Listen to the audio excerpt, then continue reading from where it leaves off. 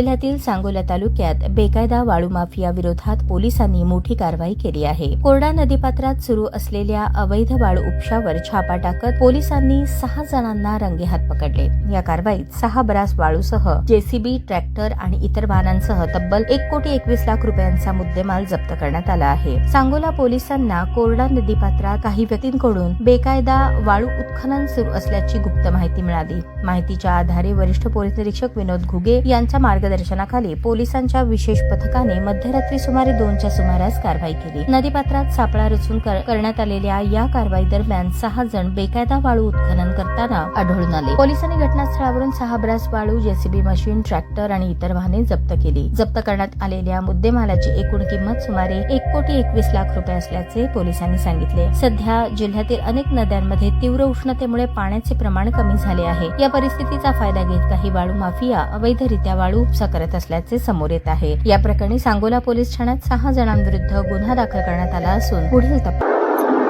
नमस्कार, मैं Vinod Ghuge, police inspector Sangola police station Solapur ग्रामीण। 14/6/2026 रात में इंफॉर्मेशन मिला जवला गांव के पास कोरडा नदी में अवैध रेती उपसा चालू है। ऐसे इंफॉर्मेशन मिलने के बाद सांगोला पुलिस स्टेशन की टीम मैंने वहां पे भेज दी और वहां पर हमारी टीम ने नदी में 3 जेसीबी, 1 टिपर, 2 ट्रैक्टर ट्रॉली के साथ में उन रेती भरते समय उनको पकड़ा। पकड़ने के बाद उनको वो जो जेसीबी और सब माल मिला था वो सब लेके पुलिस स्टेशन में आ गए और यहाँ पे वहां के उनके ऊपर कायदेशीर कानून कार्रवाई करने काम चालू है। उनमें 1,31,14,000 रुपए का माल कब्जे में लिया है और उनका कानूनी कार्रवाई उनके ऊपर करने का काम चालू है।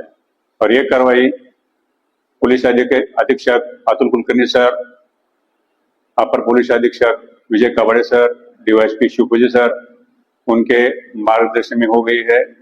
और ये कार्रवाई सांगोला पुलिस स्टेशन के पीएसआई गुरु, पीएसआई पाटिल, पुलिस कांस्टेबल काजी, सावंत, राजगे, पुलिस कांस्टेबल नदाब, माड़ी, पांडे, इन्होंने एक